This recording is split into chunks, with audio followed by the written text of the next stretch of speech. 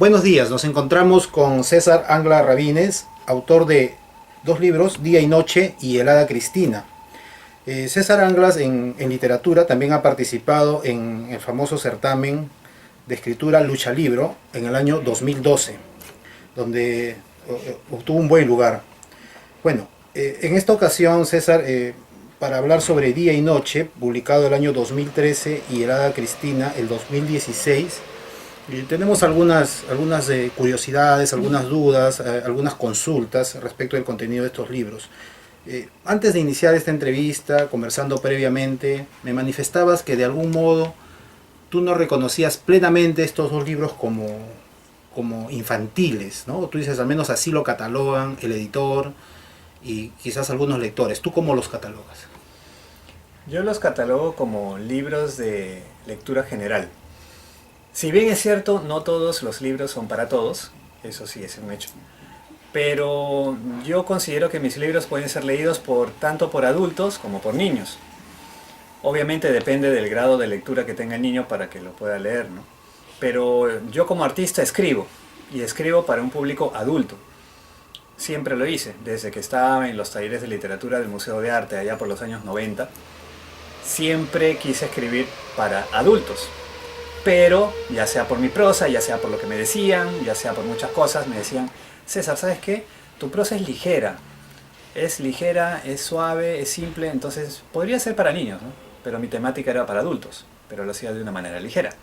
Entonces yo dije, se podría enfocar un poco más para niños, ¿no?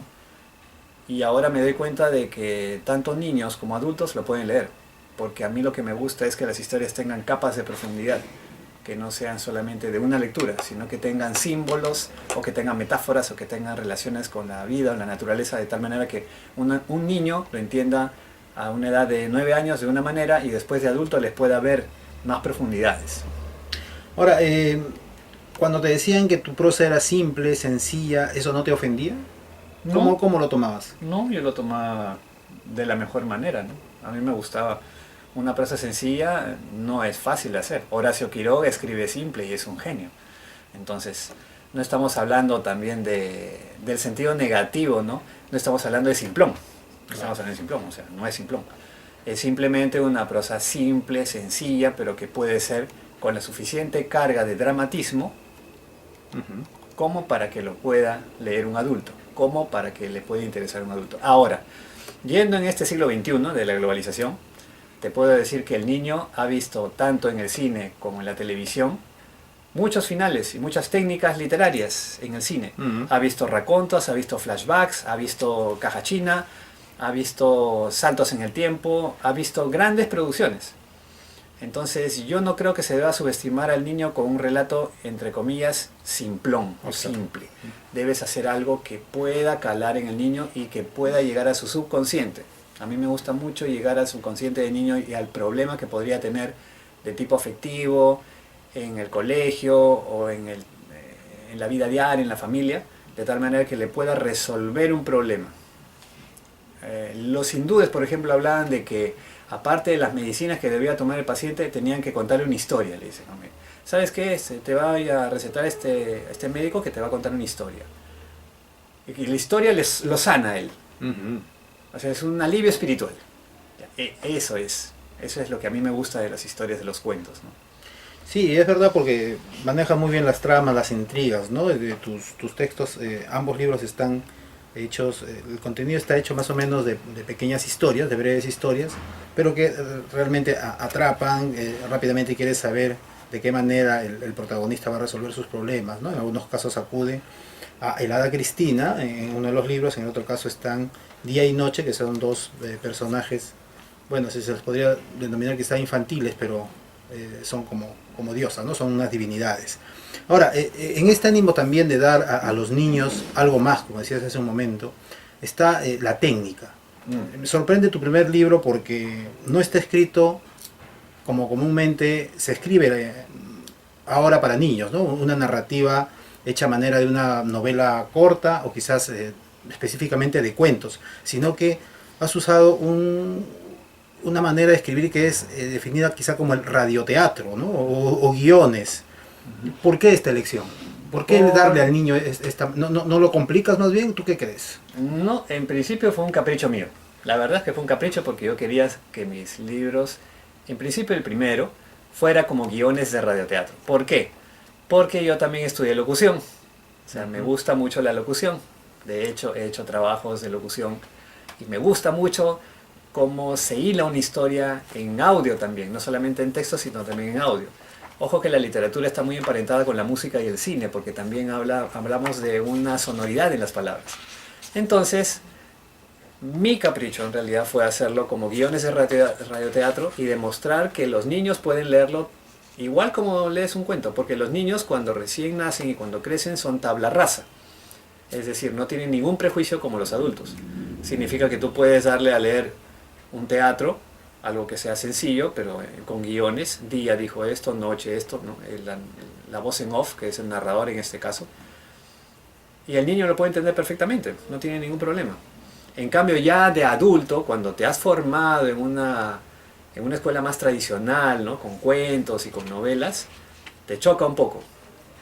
Entonces yo dije, no, vamos a romper un poco esquemas, ¿no? Y los rompí definitivamente, porque el libro está siendo bien acogido en colegios. Los profesores lo han llevado al teatro. Una de mis historias lo han llevado al teatro. Y estoy muy contento del resultado. Obviamente, ciertas personas que son ya mayores dicen, no lo puedo leer, es más difícil, ¿no? No lo entiendo. Pero yo he tenido el caso de, por lo menos en un colegio, 90 niños que lo han leído y les ha gustado. Ellos no saben que están leyendo teatro, radioteatro, ellos están leyendo simplemente. Así es, ellos todavía no conocen muy bien. No estructura, no entienden de género, simplemente se divierten, que esa es la idea con la literatura, no divertirte, ¿no? Y yo le he podido constatar de que se han divertido. Después ya se darán cuenta de que es teatro, radioteatro, todo eso, pero o sea, de que se divierten, se divierten. La lectura debe ser diversión. Claro, y en eso ayuda bastante la sencillez de tu prosa, ¿no? Sí. Porque tú vas directo al... Sí, yo voy directo al grano. Al grano, al conflicto, sí. Y a lo que va a ocurrir con los personajes. Sí. Decía yo hace un momento que participaste en Lucha Libro, ¿no? Uh-huh. Con el seudónimo de Bucéfalo y alcanzaste un buen puesto. Esto me parece que fue en el año 2012. Entiendo que es una competencia, un certamen muy intenso, Lucha Libro. Entiendo que los participantes tienen que prepararse mucho, tienen que tener mucha capacidad de imaginación, tienen que escribir rápido, tienen que saber resolver los problemas que se presentan al inicio de su relato rápidamente. ¿Cuánto te ayudó Lucha Libro para ser escritor? No sé si está bien hecha mi pregunta. ¿Qué te parece el hecho de que tengas que llegar a esto? Y si esto es comparable con una narrativa de repente un poco más reposada, como la que haces en los libros. Ya, Lucha Libro lo que hizo fue darme el puntillazo final para que yo me decida a publicar mi libro. Eso es lo que hizo. Me dio el empujón, porque yo estaba en mi vida con mis actividades normales. Entonces yo decía, sí, voy a publicar. Ya publico. Y aparece Lucha Libro. ¡Pum! ¿Qué? ¿Libro gratis? ¿Al que gane? Ah, yo puedo entrar. Entonces entré. ¿Cómo libro gratis? ¿Le editaban un libro al que ganaba? Sí, el ganador recibe una publicación gratuita de 1000 ejemplares. Oh, y se presenta al año siguiente. Generalmente Lucha Libro, la convocatoria es justo por este mes. Uh-huh. Comienza a hacer la convocatoria, luego en agosto, septiembre, más o menos es el concurso, ¿no? Una especie de coliseo romano literario, en donde van enmascarados con un seudónimo, ¿no? Muerte súbita, no hay que 3 puntos, nada, o sea, pierdes, te vas, en 5 minutos tienes que hacer un cuento con 3 palabras que te dan al azar, tú no las sabes hasta cuando subes al escenario, y hay mucha adrenalina, es muy intenso, pero todos los que van a Lucha Libro ya tienen de alguna manera el bicho de la escritura. Claro. Todos tienen cierto oficio, no puedes subestimarlos. Entonces, lo que hace Lucha Libro, y lo hace bien, es motivar a los escritores jóvenes para que puedan demostrar que saben escribir, pues, ¿no? Y el que sabe mejor escribir, y lo dice el jurado, tantas competencias ha ganado, se merece, pues, la publicación. Entonces, para eso es Lucha Libro. Pero yo ya tenía cierto oficio en escribir. O sea, no es que Lucha Libro haya hecho que yo me convierta en un escritor. No, el escritor se hace poco a poco, con paciencia, ¿no? Entonces simplemente me catapultó. O sea, digamos que la pólvora estaba mojada, la secó y le prendió. Entonces ya salió. y terminé subcampeón. Encima me quedé picón, no pude publicar. Entonces yo dije, no, no puede ser, ahora sí yo publico, sí o sí. Para eso ha servido Lucha Libre, al menos en mi experiencia personal. Claro, pero Lucha Libre, por ejemplo, no te permite mucho reflexionar, ¿no? No te permite reflexionar no tiene nada que hacer lo que tú hagas en Lucha Libre con lo que tú escribas. Por ejemplo, lo que yo he escrito no tiene nada que hacer con lo que tú produces en Lucha Libre. En esos 5 minutos de vértigo, de adrenalina, que es Lucha Libre. Yo te preguntaba esto por lo siguiente, en Día y Noche, tanto en Día y Noche como en la de Cristina, pero principalmente en Día y Noche encuentro de alguna manera que tú reposas, se podría decir de cierto modo, con ciertos conceptos, temas que manejamos a lo largo de la vida, ¿no? Como por ejemplo el peso del pasado, o el hecho de tocar fondo, ¿no? de haberlo perdido todo, ¿no? Hay dos frases con las que yo me quedo de tu libro, ¿no? Una que dice, estaba tan obsesionado con mis actos pasados que no pude salir nunca de ellos, ¿no? Es una frase bien fuerte, que nos va mostrando un poco la imagen de los personajes, pero también nos lleva hacia la reflexión propia. Otra de ellas dice, sumirme en las sombras, supongo, sin memoria, sin el recuerdo de una familia feliz, sin amigos, sin nada. A veces perderlo todo te hace aprender mucho. Entonces, de alguna manera tú te detienes en la reflexión.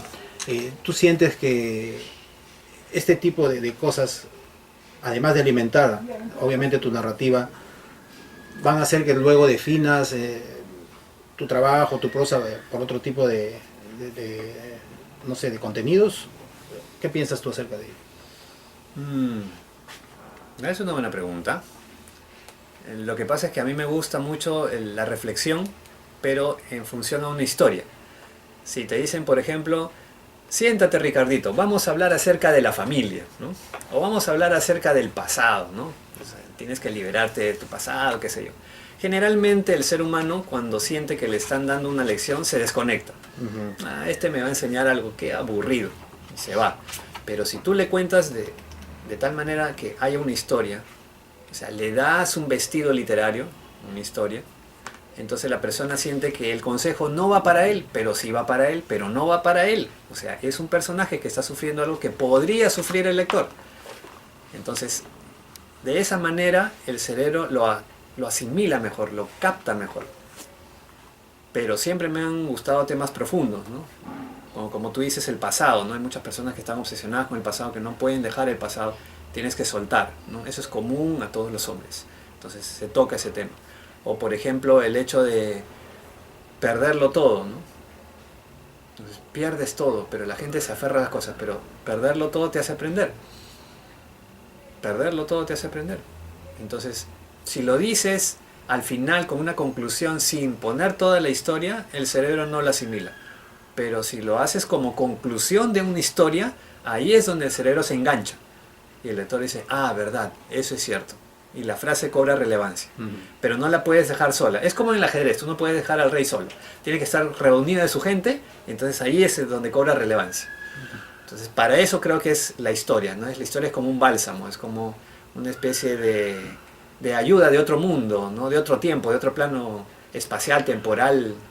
Es una persona, una entidad, lo que sea, que te cuenta algo y tú te sientes identificado con eso. Y obviamente todo tiene que funcionar armónicamente, ¿no? Todos tus personajes, claro, los hechos, etcétera, ¿no? La trama tiene que estar armada de una manera estructurada, como una mesa, ¿no? Como esta mesa que tenemos, que tiene una pata, o 2 patas, o 3 patas, o 4 patas, pero que no tambalea. Quizás eso sea lo más difícil para un escritor, darle la estructura, ¿no? Porque la historia puede estar. A diario se nos pueden ocurrir buenas ideas, no solo a los escritores, a gente que no tiene oficio de escritor. Pero lo difícil, me parece, en este caso es darle la estructura adecuada, darle el peso narrativo para que llegue a producir el efecto que tú quieres. ¿Y eso para ti también es difícil? ¿Cuánto te ha costado? 3 años. O en todo caso, ¿qué es lo que más te cuesta a la hora de escribir?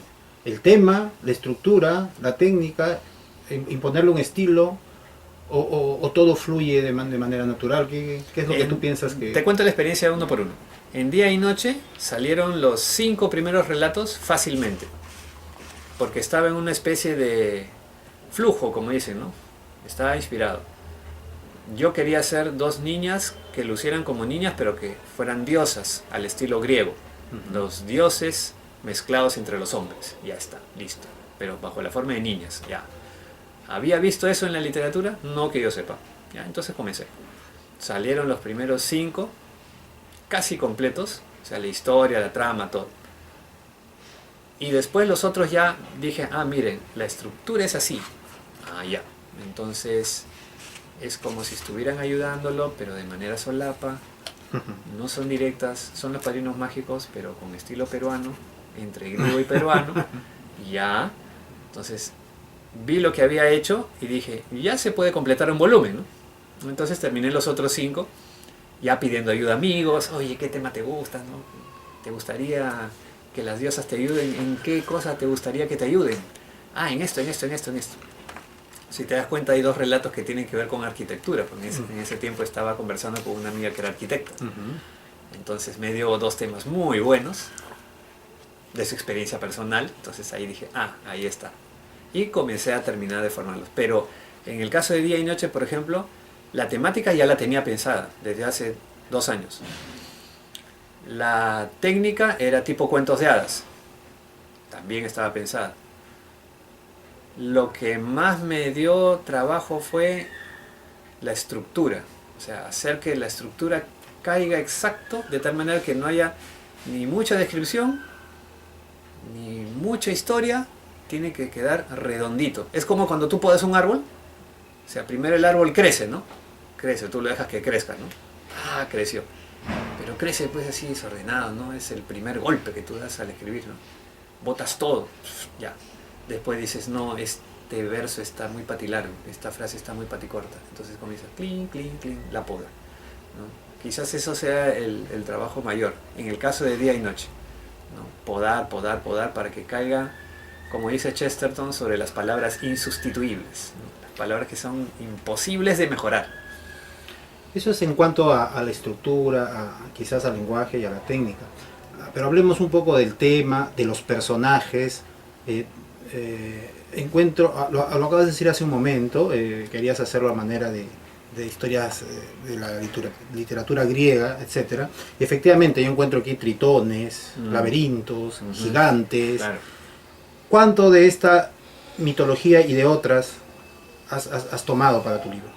He tomado de la mitología griega el 90%. Y luego 10% ya varío. Mitología china, nórdica, hindú, tibetana. O sea, trato de hacer una mezcla entre Occidente y Oriente, ¿no? La mezcla está tan sutil que ni yo mismo sé qué cosa he mezclado. O sea, está dentro de mi cabeza y la mezclo. Hay personas que han dicho, por ejemplo, que Día y Noche es una divina comedia. Una divina comedia más ligera, ¿no?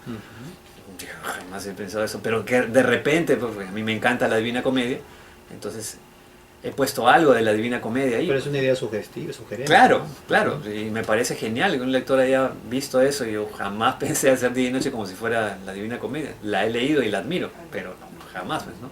Entonces son cosas que tú vas leyendo y vas aprendiendo de manera inconsciente y después lo vas soltando en el libro o en tu creación que hagas, ¿no? Esa es la idea, vas juntando las cosas más relevantes de los libros que hayas leído. Y la mitología es un contenido en tu vida que tiene muchos años. ¿Por qué la mitología? O sea, ¿por qué hay temas de la vida real también, ¿no? Claro, domésticos. Claro. ¿Qué tanto peso tienen las mitologías no solamente en tu contenido, sino yo imagino que inclusive en tu propia vida, porque las plasmas en ambos libros, las tienes latentes, ¿no? Claro. Lo que pasa es que a mí me gustó mucho la mitología desde el colegio, 1. 2, después me enteré que la mitología maneja símbolos. 3, me di cuenta de que el ser humano aprende mucho a través de los símbolos. O sea, ¿por qué nos morimos por hacer un bonito escudo de nuestro colegio, de nuestra universidad, hasta las familias? Los europeos tienen escudos de sus familias, o sea, tienen escudos. O sea, ¿por qué el ser humano aprende tanto y tiene tanto hambre de los símbolos? Porque algo le dice al ser humano a través de ellos, que no lo dicen de manera directa. Y los símbolos se caracterizan por ser cosas concretas. Por ejemplo, ya digamos de mi libro, ya podría ser cualquiera. ¿Esto qué simboliza? Conocimiento. Porque es un libro, ¿no? Yo te presento una taza, un café. ¿Pero qué simboliza el café? El hogar. Qué rico, ¿no?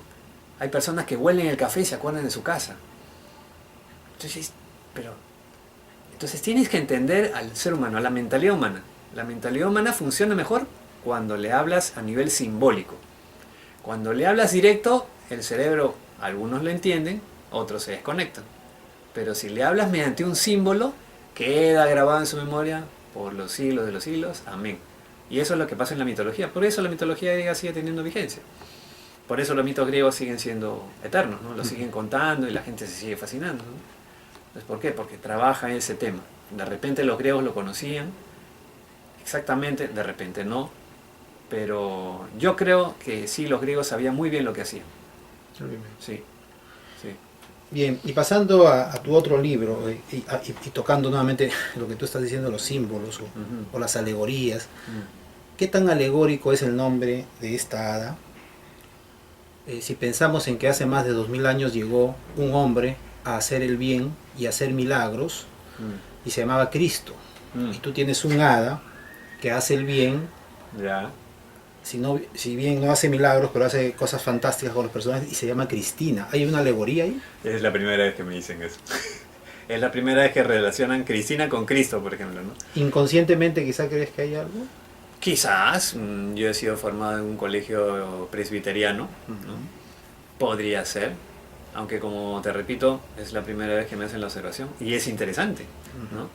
Porque a mí me gusta el nombre Cristina porque suena bonito, Cristina, ¿no? Es el Solo por eso. Solo por eso. Ahora, yo no sé si de repente tú me estás viendo en un ángulo que ni yo mismo sé que tengo, ¿no? Es posible, ¿no? Claro. En poesía, por ejemplo, el nombre Cristal es muy bonito, ¿no? Suena muy bonito, Cristal, es muy poético.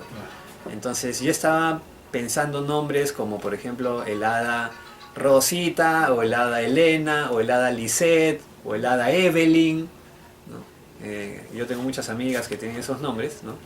Y tú sabes la vanidad de las mujeres, ¿no? Que quería que le pongan el nombre al hada. Pero yo iba por mi camino, o sea, yo decía, yo tengo que encontrar un nombre que a mí me guste, ¿no? Que tiene que gustarle al autor, ¿no? Y me pareció, cuando combiné la palabra hada con la palabra Cristina, me gustó. El hada Cristina, sí, está bonito. Ahora tú sales con ese comentario y me parece interesante, ¿no? Es posible que sea un Cristo deformado. Claro, ¿no? Un Cristo mágico, ¿no? Sí, claro.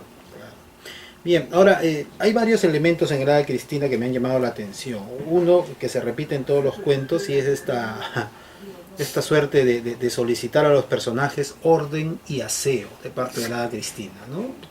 Tu habitación tiene que estar ordenada, tienes que estar limpia, eres una persona limpia, eres una persona ordenada, si no, no te ayudo. Esto es simplemente un ánimo de darle una lección al pequeño lector, solamente va por ahí o hay algo más interno dentro del autor. Ya, te explico. A mí me gusta mucho el Feng Shui o el Feng Shui, que le llaman, ¿no? Es una corriente china que habla acerca de la disposición de los elementos en la casa para que haya prosperidad, para que haya salud, para que haya bienestar. Y los chinos no son como nosotros que decimos, puedes tener suerte en el amor pero no en el dinero. No. Los chinos creen que uno puede tener suerte en todo, en la salud, en el dinero, en el amor, en todo, en la riqueza, todo. Los chinos trabajan a nivel de 8, su octógono famoso. Entonces, una de las cosas que yo rescato de la filosofía china es el hecho de que ellos creen que la energía vital o el chi o el ki fluye mejor en un entorno ordenado. Entonces yo quise transmitir eso, ahora sí de manera completamente intencional, en el hada Cristina. No lo explico, pero el lector, como toda persona que siempre completa el trazo, puede adivinar. Claro. Quizás más adelante lo pueda desarrollar en otra continuación del hada Cristina, ¿no? Pero esa es la idea, ¿no? Ahora, si bien es cierto que este libro puede catalogarse como infantil, tipo de literatura donde por lo general estamos acostumbrados a los finales felices, ¿no? Rosas, en estas historias no todas terminan los personajes de modo feliz. Claro. Y quizás hay una explicación para eso, o hay una manera de mostrarlo. Es que cada vez que el personaje, el protagonista tiene un problema y lo quiere resolver de manera sencilla, fácil o facilona, se puede decir de una manera, sin ningún esfuerzo, no va a recibir una recompensa, va a terminar mal, ¿no? En cambio, cuando elige el camino más difícil, por lo general termina gratificado o lo termina como muy bien. Así es la intención, esta es realmente la intención del libro, es lo que has querido hacer. Bueno, al menos yo lo interpreto de ese modo. Sí, esa es la intención que yo quería hacer. O sea, la intención mía es que las cosas fáciles no existen. Si tú quieres ir al gimnasio, tienes que hacer los ejercicios, hacer un modo de vida compatible con una forma de ver la vida a nivel culturista, por ejemplo, que son los que hacen el gimnasio. Si quieres ahorrar, lo único que tienes que hacer es separar una parte de tus ingresos, ¿no? Mensualmente o cada vez que llegan, ¿no? Durante un tiempo prolongado. O sea, no existen las cosas fáciles en la vida. Eso lo sé por experiencia y también por muchos amigos que me han contado. Entonces, si tú buscas el camino fácil, por lo general vas a fracasar. Si tienes éxito se llama suerte, ¿no? Como la lotería, pero generalmente no es práctico, ¿no? Lo normal es romperse el lomo y hacerlo. Cada uno de mis libros me ha costado por lo menos 3 años de hacerlo, meticuloso, podando y todo. Entonces eso es lo que le trato de transmitir a los niños, en este caso sí a los niños, aunque podría ser a algunos adultos también, para que piensen bien y las cosas que realmente valen la pena toman su tiempo. Eso sí queda totalmente claro y eso es lo que trato de transmitir en el Hada Cristina. ¿Por qué? Porque los personajes buscan una solución fácil y rápida y terminan mal. Y son tragedias en realidad. En realidad son, ¿cuántos son? 7. Son 7 tragedias. Terminan mal. Pero terminan mal como consecuencia de sus actos, porque quieren una cosa rápida y el Hada les advierte. Entonces no hay... Se lava las manos, ¿no? Si acaso... Así es, no, hay una advertencia presente. Claro, hay una advertencia, yo me lavo el jabón de manos Pilatos, me lavo las manos y listo. Entonces ya el protagonista en sus ansias por cumplirlo dice, ya, está bien, tomo el camino corto, ¿no? Y termina como termina. Ahora al niño no le afecta porque el niño se da cuenta de que es una consecuencia lógica de los actos, ¿no? En este caso el final trágico es ejemplificador para el niño. Que el niño no se siente, oh, qué pena. O sea, no es porque el personaje haya tomado una decisión correcta y haya terminado mal, por azares del destino, sino que simplemente son las consecuencias lógicas de sus actos, ¿no? Eso es todo.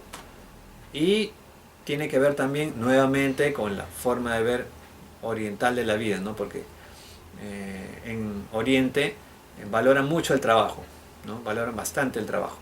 Entonces dicen, la persona trabaja, acumula su patrimonio y es respetable.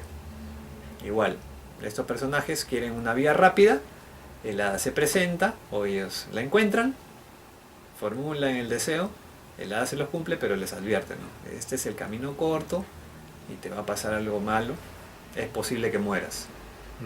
Eso es. Así es. Bien, otro elemento interesante es la manera como inicias todas tus historias, ¿no? Siempre empiezas describiendo la hora del día, ¿no? La mañana, el amanecer, sí, el atardecer, el anochecer, pero cuando te refieres específicamente a la mañana, que es el inicio del día, el inicio de la vida, si se puede decir de algún modo, más o menos te refieres de este modo, ¿no? En dos momentos dices, la mañana despertaba milagrosa, o la mañana estaba como la mano de un dios, ¿no? Son alusiones a la divinidad, ¿no? Milagrosa, la mano de un dios. ¿Tú crees en lo personal, César, en los milagros? ¿Crees en los actos divinos? Yo creo que sí, los milagros existen, por supuesto. Incluso hay personas que consideran el azar como un atributo divino, ¿no? Como lo diría Borges de repente. Entonces, sí existen cosas que se podrían catalogar como sobrenaturales o milagrosas. Chesterton decía que lo extraordinario de los milagros está en que estos ocurren. Entonces, haciendo una paradoja como es la clásica de Chesterton. Entonces, a mí me gusta mucho la espiritualidad. No sigo ninguna religión en particular, pero sí creo en la espiritualidad. O sea, creo en aquello que es misterioso, aquello que no está del todo dicho, ¿no? Respeto todas las confesiones religiosas, pero mi corazón siempre está con lo que es el misterio, con lo que es lo que no se ve a simple vista, ¿no? Lo que se ve con el rabillo del ojo, pero cuando lo acercas ya desaparece, ¿no? esa parte misteriosa es lo que me gusta. Por eso trato de que mis inicios sean atemporales, o sea, tanto Día y Noche como el Hada Cristina tratan de ser cuentos sin tiempo. Sin tiempo y sin lugar también. Sin tiempo y sin lugar, Sí. tratar de no encajarlos, ¿no? En ese Ujú. sentido sí he tenido mucho cuidado también en eso. De tal manera que cualquier persona lo pueda leer en cualquier parte del mundo, espero, y no tenga más o menos una idea de dónde es, ¿no? Pero claro, tengo mis influencias, ¿no? Como todo el mundo. Ujú. Claro. Y finalmente, la belleza es verdad, la verdad es belleza. Ese pensamiento que está muy bien puesto en una de tus historias, ¿cuánto influye ya en tu trabajo narrativo, en tu trabajo artístico? Ya. Para mí la literatura es belleza mediante la palabra. O sea, la herramienta que tiene un escritor, así como el pintor utiliza sus óleos, ¿no? Sus acuarelas, o el músico utiliza las notas musicales, el escritor utiliza la palabra. O sea, esa es su herramienta. Entonces tiene que crear belleza mediante la palabra. Literatura para mí es belleza mediante la palabra. Entonces, tú tienes que ser, en principio, lo más transparente posible. O sea, tú escribes como tú. Si yo soy César Anglas, escribo como César Anglas. Al principio, cuando era niño, estaba en el colegio, imitaba a Balzac, imitaba a los autores que me gustaban. Poco a poco vas creando tu estilo. Entonces, en principio, la verdad significa escribir sobre los temas que te motivan a ti, que son significativos para ti como escritor. Y luego hacerlo lo más bello posible. O sea, que queden lo mejor posible. Hasta donde ha llegado tu nivel de desarrollo en ese momento, ¿no? Por ejemplo, estos son los mejores libros que he podido hacer en este momento. De repente más adelante los haga mejor o peor, depende de tu evolución como persona. Pero esa es la idea, ¿no? Ser lo más transparente contigo en cuanto a lo que te gusta, ¿no? Porque cantidad de temas me han dado muchos amigos. Mira, te doy este tema, con este tema vas a ganar el Nobel. Yo, qué lindo. Y no lo escribo porque no me atrae, no me gusta, Obviamente. ¿no? Y de repente escucho una señora en la calle escuchando una historia que yo me quedo así, qué bonito. Y ella ni siquiera sabe que yo le estoy escuchando y de pronto yo lo tomo y se escribe un cuento. Eso es, ¿no? O sea, hacer lo más a nivel de belleza la palabra y a nivel de verdad lo más auténtico que puedas ser tú mismo, ¿no? Por encima de lo que te diga la gente, ¿no? Eso me parece que es lo principal, ¿no? La frase no es mía, es de un poeta famoso, pero la quise poner así como una pincelada, como un guiño, ¿no? Lo cual me parece muy bien. Estimado César Anglas, ha sido un gusto tenerte aquí con nosotros y muchas gracias por cedernos parte de tu tiempo. Muchas gracias. Gracias.